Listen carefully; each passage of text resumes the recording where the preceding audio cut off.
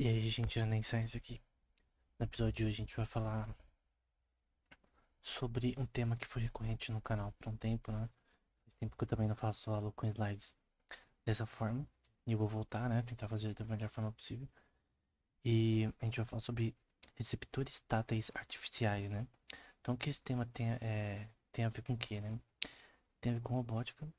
Criar, não braços robóticos, mas braços robóticos que consigam se sentir melhor. Ter uma parte sensorial melhor na questão de tato. A gente vai ver porque isso é muito mais difícil do que parece. E que, na verdade, os sentidos do tato humano são bem mais complexos do que parece. Então, a inspiração disso veio de um paper que eu tava. Sim, assim, randomicamente eu tava pesquisando num jornal que eu já conhecia de robótica japonês. E esse paper foi o mais citado da história do jornal.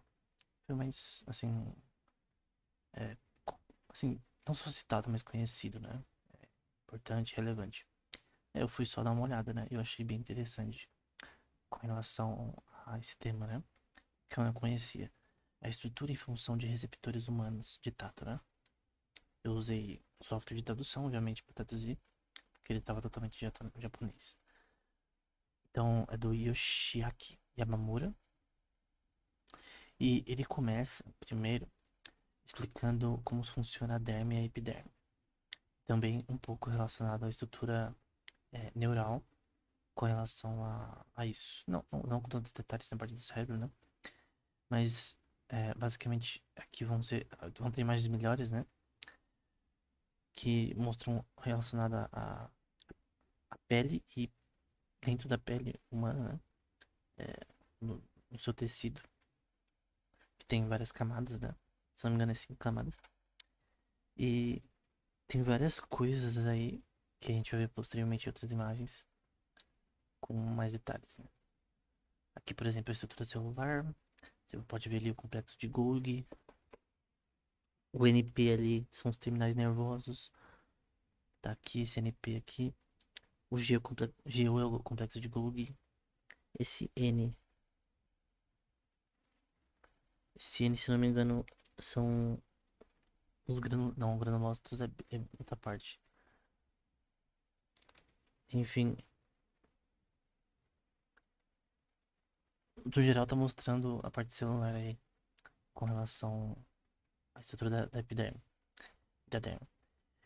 Aqui são, na parte da esquerda, aí vai mostrar com mais detalhes, né? Os terminais de Ruffini, os axons de nervos e fibras de colágeno que envolvem essa estrutura. E esses é, axons, o que é um axon? Axon é basicamente como se fosse um braço do neurônio, que é importante para transporte de informação. Normalmente ele precisa estar com mielina. O que é mielina? É tipo uma substância que faz a informação ser transmitida mais rápido no cérebro. Tanto que se você tem problemas com mielina, você vai ter problemas relacionados a isso. Então, a informação propagar muito rápido por causa da mielina. E normalmente também tem coisas relacionadas à proteção contra patógenos nesse ambiente. Tem também contra esse axis também, que não pode ser danificado. Tem também a questão das células de Schwann, que produzem essa mielina e ficam ao redor desse tecido, dessa parte do tecido, né? Especificamente nos axons, né? Então aqui está mostrando a estrutura tubular, como funciona, sem mielina, a mielinado aqui. Então é assim que transfere a informação, né? E obviamente você tem uma parte neural, né, que vai pegar esses resultados. Você, por exemplo, toca no fogo ou na água gelada. Esses nervos, né, sensoriais, eles vão transmitir a sensação do seu pulso, né, para o cérebro, para depois ele interpretar essa informação e entender essa informação. Aqui são hair cells, eu não achei uma tradução. Eu acho que parece em português é vasos capilares, mas enfim, que fica em volta aqui da parte da esquerda, aqui a estrutura do nervo e as células de Schwann, entre as células de Schwann, né? Opa. Aqui uma coisa importante nesse tema que é a distribuição de sensitividade com relação à pressão, temperatura. Aqui nesse caso é pressão, mas depois posteriormente vai ser mais outras coisas, né? Então, por exemplo, quando você sente calor na mão, quando tá segurando uma panela quente, tem uma. Dependendo da quantidade de calor, se você consegue sentir se tá muito quente, se é pouco quente. Então, essa a sensitividade, ela é interpretada pelo cérebro. E é basicamente isso que eles querem medir, né? Quais áreas são mais sensíveis, quais áreas sentem mais um estímulo específico. Como essas regiões aqui, por exemplo, tem um sentimento maior que essa parte aqui. E além da velocidade da informação da pele, da detecção de estímulos, né? Ou de resposta também a estímulos.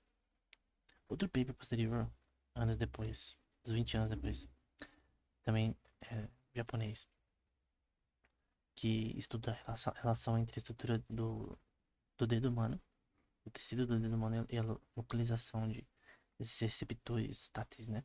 O que, que realmente consegue analisar o que é calor, o que é frio, esse tipo de coisa. Então aqui eles mostram a estrutura dos dedos, o outro paper também mostra, né? Fala sobre essas coisas, né? O corpúsculo de Meister, é, essas partes da epiderme aqui que formam essas, como se fosse esse padrão aqui. O terminal de Ruffini, enfim. Depois vai ter uma imagem melhor. E eles colocavam um dedo nesse experimento aqui para mensurar a deformação da pele e tentar analisar é, experimentalmente como que como essa parte sensorial funciona em diversas regiões do dedo.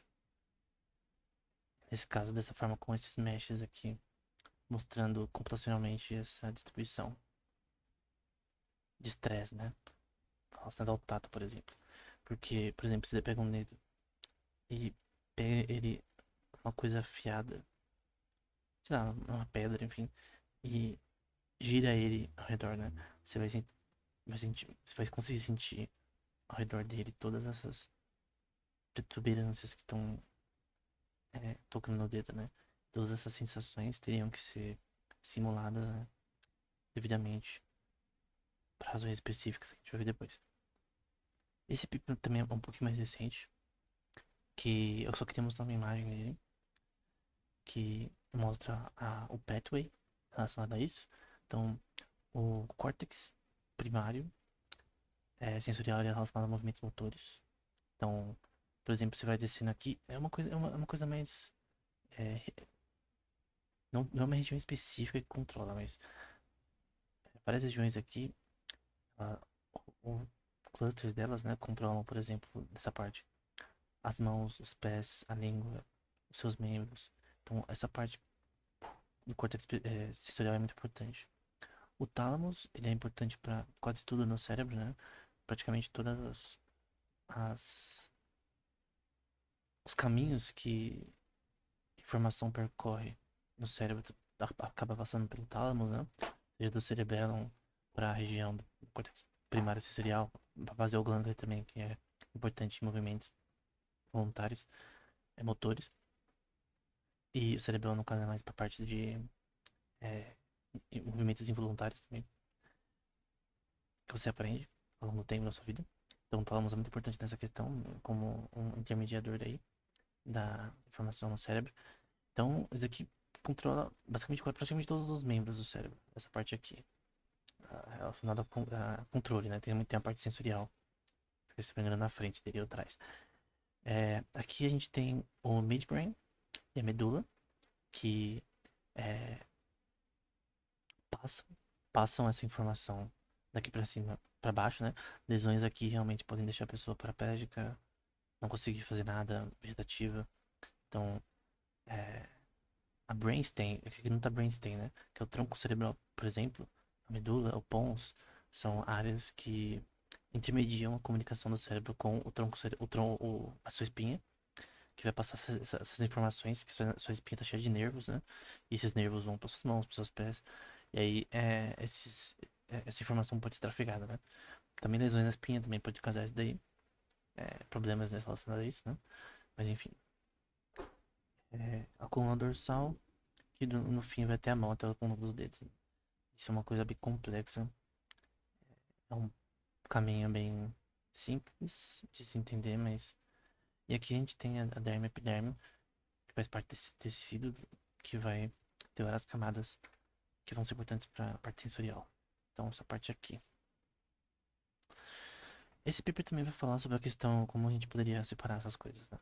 Como o estímulo da pele, a deformação da pele com a superfície de contato, com uma agulha, enfim, não sei, distorção da população de receptores mecânicos, que vão entender o quanto estresse está acontecendo nessa região, seja de calor, frio ou pressão mesmo. É, depois a transmissão neural, que a gente viu aqui, né? Então, vai daqui pra cima, né? Vai ser interpretado isso muito rápido, né? E a mielina é importante nessa questão. E depois a percepção, que vai ser computada no seu cérebro. Esse paper é mais um paper review que fala sobre isso. Parece que a maioria são na Coreia aqui, os pesquisadores. Vai falar sobre os avanços mais recentes, 2018 já. Outros papers foram um pouquinho mais antigos. Com relação a isso, né? Então eles mostram, de novo, com mais detalhes, a epidermis, a dermis, aqui mais profundamente, o corpúsculo de Messier, de Pacinian, as células de Merkel, os terminais de Ruffini, esses nervos que estão relacionados aos pelos aqui e os terminais nervosos. E eles mostram diversas imagens e eles fazem eles fizeram um estudo do estado da arte, né? Eles analisaram diversos artigos e analisaram quais são as técnicas que são usadas, né? Nesse caso, a gente tem a questão de pressão, para você entender no contato como medir a densidade de distribuição de pressão num sistema, num corpo, né? Aqui na D, por exemplo, é um exemplo de um tecido, entre aspas, né? Sintético sensorial relacionado à pressão. Nesse caso, é, assim, os materiais mais comuns vão ser grafeno. Tem um que é silício singular cristalino, que também é relevante. E metais transistores. Não, metais de transição de flocanoides, alguma coisa assim. Enfim, são esses daí. Mas grafeno é o mais assim, é, relevante. Eles vão tentar também analisar coisas como percepção de líquidos. Obviamente, quando você põe a mão na água gelada, por exemplo, ou quente, você consegue sentir de uma forma bem. Em toda a sua mão, né? É uma coisa muito distribuída e é muito mais complexa esse simular isso do que parece. Para uma pessoa, por exemplo, que não tem braço e você quer pôr um braço robótico para ela. Aqui no caso a gente tem outro exemplo de um tecido sintético. Não poderia chamar de tecido, né? Mas que funciona para isso. Que vai sentir a pressão, por exemplo, de um anel. Aqui é a pressão que esse tecido computacionalmente pixelou aqui, né? Esses pixels é, mostram a pressão relacionada ao anel nessa superfície. E obviamente esse quadrado aqui não tá, porque toca nas arestas ali. E aqui, por exemplo, outro exemplo de um sensor, que tem essa estrutura aqui, né?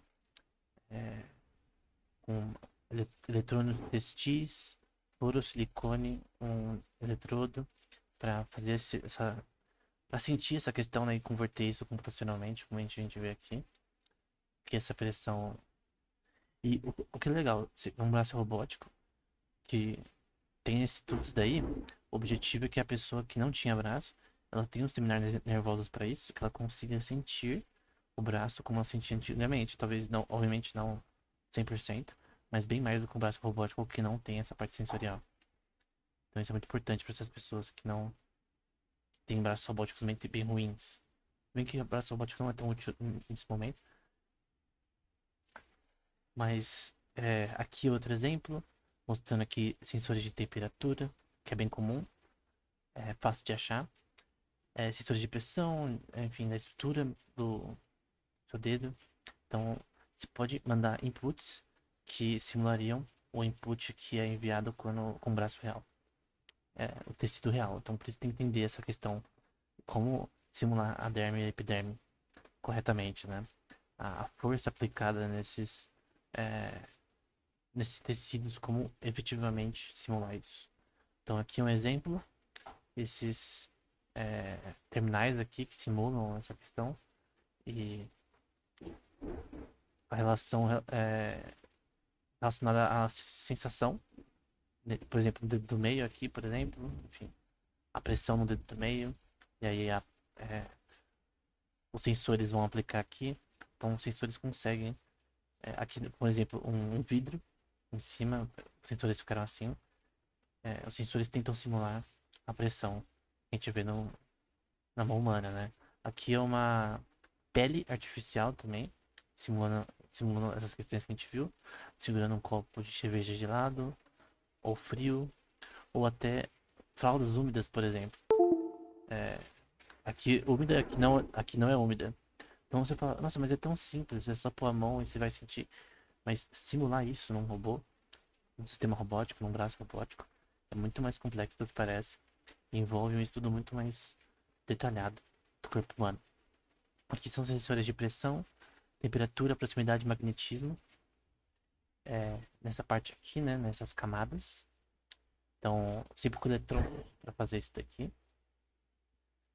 E por fim, também, essa mesma questão, tentando sentir aqui a temperatura, o, o fluxo, por exemplo, talvez de ar, água, não sei, ou pressão.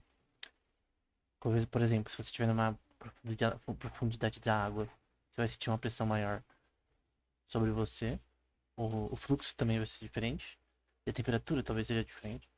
Então, são todas as coisas que a gente sente biologicamente de forma natural, mas não sabe quão complexo é, né? Aqui, por exemplo, é o teste relacionado a sentir uma bolinha entre os dedos com esse sistema. Então, esses microcanais aqui para sentir isso aqui também. Então, é algo muito mais complexo do que parece. Mas é uma tecnologia que no futuro pode ser útil para braços robóticos mais eficientes, né? Aqui eu só queria mostrar um exemplo que tem a ver, que é as Brain Machine Interfaces, né? Talvez eu faça um vídeo só sobre isso. Que é para neuropróteses e neuroreabilitação. Qual que é o negócio? Tem experimentos que mostram isso, né? Até eu tava fazendo um curso do Idan Segev, da Universidade de Hebraica de Jerusalém. Tá disponível no Coursera também. Pode fazer também gratuitamente. E ele mostra um vídeo que tem a ver com isso daqui. É um macaquinho, ele tem uma BMI, que é uma Brain Machine Interface, que é um negócio que fica na cabeça dele, que mede as ondas cerebrais dele com um eletroencefalograma, se eu falei corretamente. E ele mede essas questões e através dessa em regiões específicas, por exemplo, talvez do córtex motor mesmo, da, da parte primária sensorial que a gente viu no começo, ele move, os braços dele ficam presos, e ele move com as ondas cerebrais, ele aprende com o tempo, né? Usa esses braços mecânicos, que são movidos por essas atividades neurais, para pegar o objeto e aí ganhar um suquinho de recompensa. Então, se ele consegue, ele ganha um suquinho de recompensa. Então, o cara tá com fome, com sede, ele vai querer aprender isso para ser bem sucedido, né? Então, isso também funciona já com seres humanos também, mas é bem mais complexo do que parece, né? Até no jogo do Homem-Aranha do PlayStation 4, o Peter e o Dr. Octavius estão desenvolvendo algo assim, que culmina nos braços robóticos do Dr. Octavius também nessa com esse mesmo sentido. O próprio sistema do Dr. Octavius é um BMI na prática. Aqui no caso a gente tem outro exemplo desse mesmo paper. É o paper aqui, opa, que tá aqui em cima, né? É um paper muito bom. Eu nunca vi um paper com tantas citações na minha vida, né? Tem quase 600. E aqui são as produções diretamente no programa. E essa daqui, o que você converteria, porque no caso do nosso sensor robótico do braço, quer sentir, ele converteria de cima pra baixo, né? O macaquinho aqui, ele tá fazendo de, ci- de cima pra baixo e no caso do braço robótico seria de baixo pra cima. Então aqui ele quer controlar o braço. No outro ele tá sentindo o sistema, acho que deu pra entender, né? Então aqui é no caso quando ele segura um copo, né? Um tetraplégico, segurando o copo e é, com o EEG, né? Com as ondas que ele produz, né? Nesse caso eles estão usando a beta. É bem conhecida por ser frequente quando você joga videogame. Não, isso não é relevante, né? Mas só uma curiosidade. Tem onda do tipo alfa, beta, gama, enfim, vários tipos. O EEG, ele só pega a parte superficial do seu cérebro, né? Ele consegue pegar ondas de mais dentro, né? Por isso outras técnicas são melhores. Mas nesse contexto, o EEG é muito importante para a questão de neuroreabilitação e neuropróteses. Nesse caso, para controle de um braço robótico. Então imagine que ele controla um braço robótico e consiga sentir melhor calor, frio e assim ser mais legal para ele, assim, de ter, de usar. Então, no geral era isso. Espero que esse vídeo tenha sido útil. A gente vai tentar fazer mais vídeos desse tipo, porque eu acho que faz tempo que eu não fazia, né? Tava só fazendo vídeo de notícia, que é mais fácil, né? Mas eu provavelmente vou fazer mais sobre esse tema, focando em robótica e temas que normalmente faz tempo que a gente não aborda no canal, né? Curta a nossa página no Instagram, eu fiz um vídeo só sobre ela. Tem também um podcast no Spotify. E os livros também na Amazon, que vem sendo vendidos cerca de 10 ou 12 livros. Tanto em inteligência artificial, robótica, vários temas, até teologia. Enfim, era isso. Até o próximo episódio.